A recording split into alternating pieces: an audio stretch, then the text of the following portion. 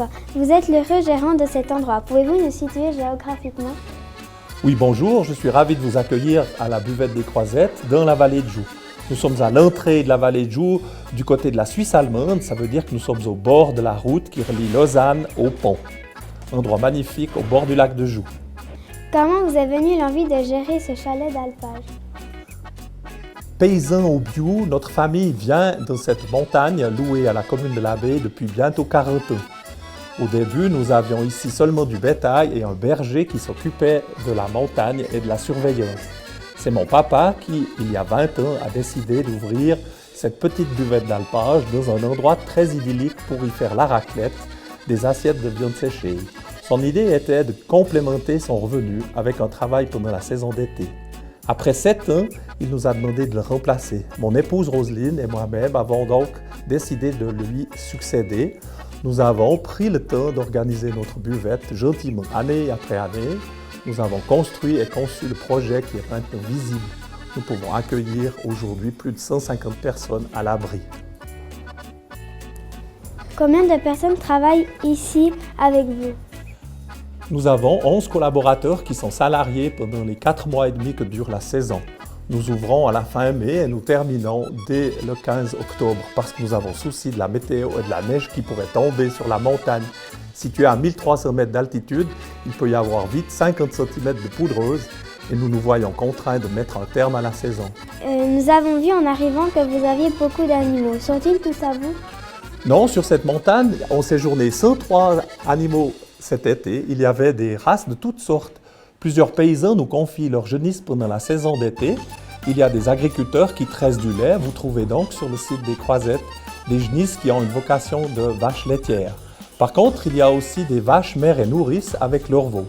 Cela signifie que ce sont des vaches qui mettent bas chaque année et les petits veaux vont les suivre pendant 8 à 10 mois et boire le lait qu'elles produisent jour après jour. Il y a aussi des chèvres et des moutons qui sont présents sur l'alpage, quelques chevaux, un âne et son petit, et bien sûr des oies, des poules et des lapins. Vous avez des vaches très spéciales. C'est quoi comme race?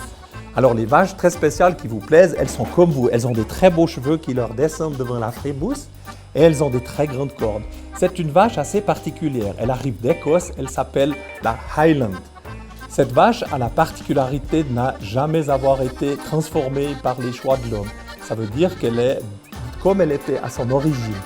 Elle a aussi la particularité de se nourrir avec des plantes que les autres vaches et les autres animaux qui sont sur le pâturage négligent. En particulier tout ce qui est ronce, ça veut dire toutes les aubépines et aussi toutes les fleurs de gentiane et les feuilles de gentiane. Elles mangent bien sûr l'herbe avec beaucoup de plaisir. Leur particularité, c'est qu'elles sont rustres et robustes.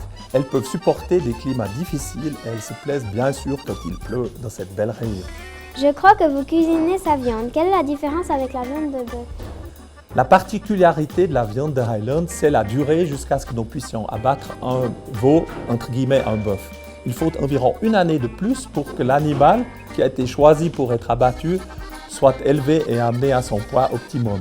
Cette viande a une réalité dans son goût qui est à peu près comparable à ce que l'on connaît. Elle est peut-être plus goûteuse d'après les commentaires des gens. Par contre, ce qui en fait sa spécificité, ce sont des teneurs. Nous avons découvert avec les analyses que la viande de Highland comporte 4 grammes de matière grasse par 100 grammes, contrairement au porc qui en a 24 et au bœuf traditionnel qui en a 18. En ce qui concerne la protéine, c'est juste l'inverse. C'est une viande qui est très riche en protéines. Elle a aussi entre 20 et 24 grammes de protéines, contrairement au porc qui en a que 4 et au bœuf traditionnel qui en a entre 12 et 14 par 100 grammes. Et cette viande est reconnue comme une viande cholestérol positive. Cela signifie que quand on a quelques soucis avec le cholestérol, de consommer cette viande régulièrement permet d'abaisser ses taux de cholestérol. Cela remplit de joie beaucoup de gens qui n'osent plus manger de viande. Et la grande particularité du projet que nous avons mis ici, c'est que les gens peuvent imaginer que les animaux ont mis bas sur la ferme. Ça veut dire que les veaux sont nés ici, qu'ils ont séjourné pendant 3 ans sur notre exploitation bio et qu'ils ont aussi la possibilité d'être mangés ici. Alors c'est pas très drôle, mais c'est une réalité économique qui fait le vécu de notre exploitation agricole. Nous sommes donc là pour élever des animaux qui vont être mangés à la Buvette des Croisettes. Quelles sont les spécialités culinaire que vous proposez à vos clients? Depuis 20 ans, le projet de cet alpage a été de servir la raclette. Mon papa avait fait ce qu'on appelle un bref contrôle pour voir ce que les autres faisaient et il avait choisi de se démarquer des autres buvettes ou métairies du massif jurassien. Peu ou personne ne faisait à l'époque la raclette. Nous avons donc gardé ce projet dans notre carte actuellement. Donc nous servons régulièrement du fromage à raclette qui est fabriqué à la fromagerie artisanale de Lucin. Très étonnamment, nous avons passé du fromage rond au fromage carré. Cela permet d'utiliser l'énergie en gaz d'une manière bien plus intelligente que d'avoir un fromage rond où pendant longtemps on chauffe tout un espace où il n'y a pas de fromage. Nous avons bien sûr adapté à notre carte la fondue. Les gens aiment aller à la montagne pour manger une bonne fondue. Et puis est venu se greffer avec le temps toutes les viandes. Nous faisons sur le grill. C'est un plat que nous mettons au milieu de la table sur lequel nous posons du charbon avec une planche en inox où les gens vont cuisiner eux-mêmes la viande. Ils trouvent toutes sortes de morceaux de bœuf que nous avons élevés à la maison. Ensuite, il y a bien sûr les assiettes traditionnelles des alpages, tout ce qui est viande séchée.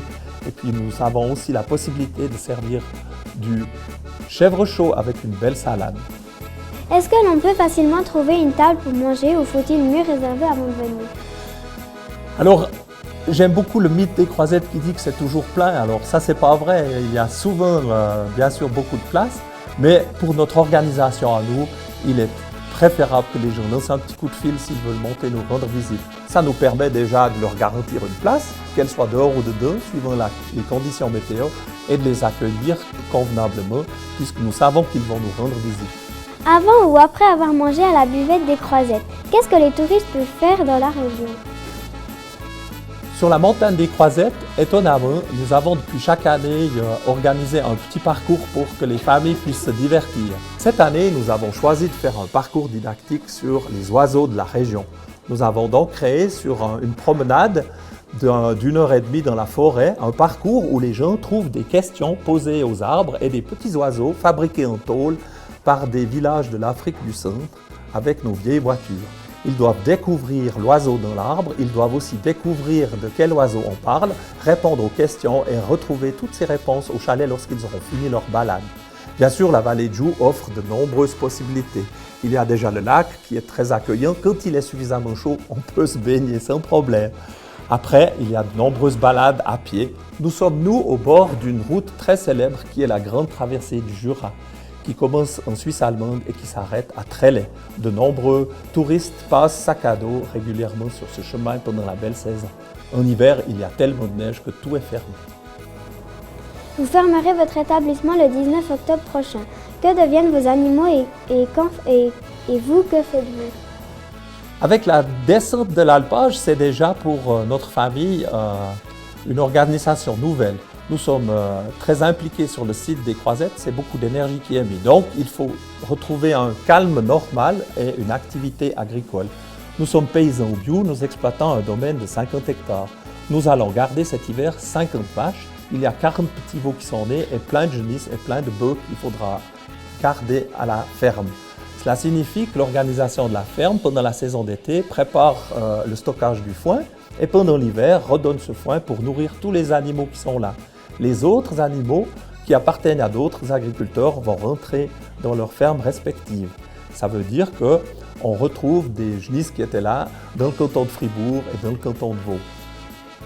Ma femme et moi, quand nous rentrons des Croisettes, nous essayons de retrouver une vie normale. C'est des fois difficile parce que nous terminons souvent notre travail entre 1h et 2h du matin et nous recommençons nos journées de bonne heure. Cela prend un petit moment jusqu'à ce que le corps se réhabitue à un horaire normal. Ce qui nous intéresse aussi, c'est de retrouver nos amis pour pouvoir être fidèles à leur rencontre et puis avoir un petit peu de temps avec eux. Ici, nous voyons tellement de monde que c'est difficile de garder des contacts avec les gens avec qui on est très proche.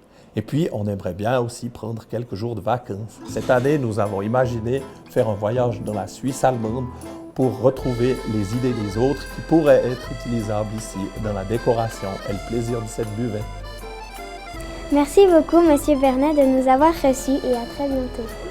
J'étais ravi de ce que vous ayez tous courage et j'espère que vos projets professionnels vous amèneront là où vous le souhaitez. Je remercie aussi ces parents qui suivent ce projet et qui sont là comme des vrais coachs.